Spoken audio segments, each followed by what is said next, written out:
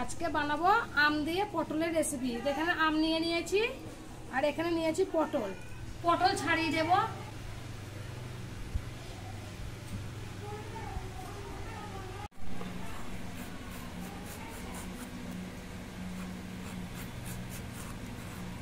পটল আমি এইভাবে ছাড়িয়ে নিয়েছি, এবার দু ভাগ করে কেটে নেব। এইভাবে কেটে নিয়েছি।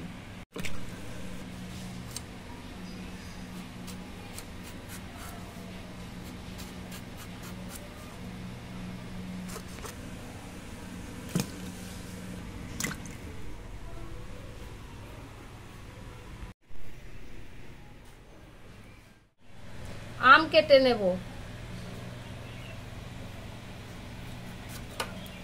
আমটা বেশ কাঁচাও আছে, আবার একটু একটু লালও ধরেছে।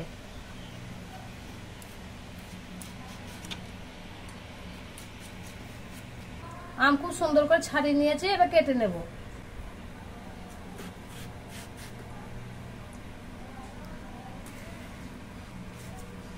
এইভাবে করে দু ভাগে কেটে নিয়েছি। আম খুব ভালো করে ধুয়ে নিয়েছি, তুলে নিচ্ছি।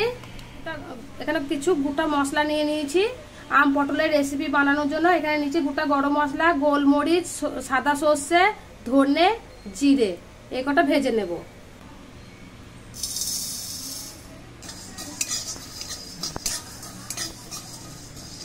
কড়াইয়ে দিয়ে দিচ্ছি তেল।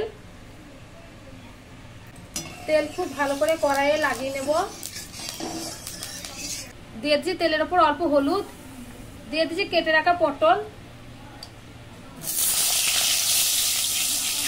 পটলগুলো হালকা করে ভেজে নেব।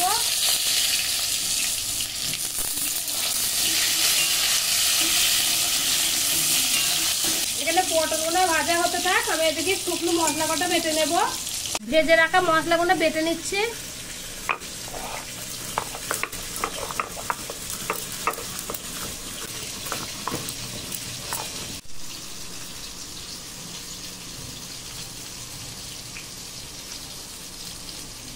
এখানে নিয়েছি দু টুকরো আদা, আদাটা বেটে নেব।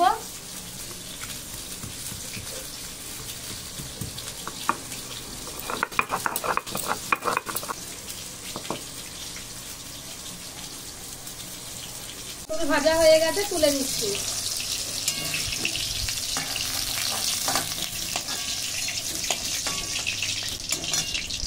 এই পটল ভাজার তেলে কেটে রাখা আম ভেজে নেব।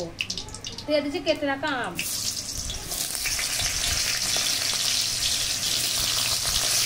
আম একটু হালকা করে ভেজে নেব। আর এই আম পটলের রেসিপি আপনারা এখনো পর্যন্ত যারা করেননি, একবার হলেও রান্না করে খেয়ে দেখবেন। দারুণ একটা রেসিপি, খেতে খুবই ভালো লাগে গরম গরম ভাতের সাথে। এই আম ভাজার ওপরে দিয়ে দিচ্ছি পটল ভাজা। পটল আম খুব ভালো করে আবারও ভেজে নেব। এখানে কিছু মশলা দিয়ে দেব।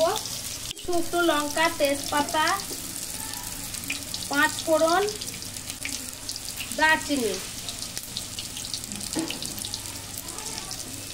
ফোড়ন খুব ভালো করে ভাজা হয়ে যায়।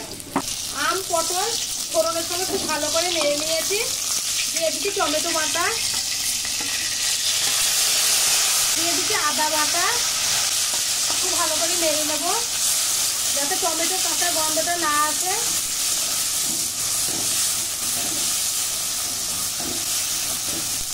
খুব ভালো করে নেড়ে নিয়েছি। দিয়ে দিচ্ছি হলুদ, দিয়ে দিচ্ছি 1 চামচ চিনি, দিয়ে দিচ্ছি 1 চামচ লবণ। খুব ভালো করে মশলা কষিয়ে নেব। দিয়ে দিচ্ছি গুঁড়ো লঙ্কা। একটু ঝাল ঝাল লাগবে, খেতে খুবই ভালো লাগবে। খুব সুন্দর করে মশলা কষিয়ে নিয়েছি। তেল খুব ভালোভাবে ছেড়ে গেছে। দিয়ে দিচ্ছি সেদ্ধ হওয়ার জন্য জল।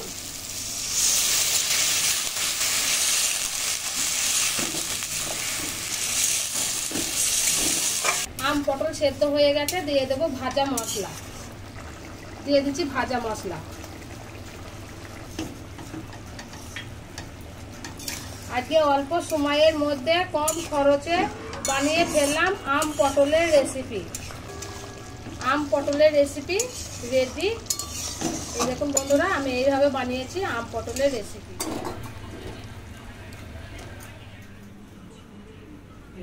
খুব কম খরচের মধ্যে অল্প সময়ের মধ্যে বানিয়ে ফেললাম আম পটলের রেসিপি। আমি এইভাবেই বানিয়েছি আম পটলের রেসিপি।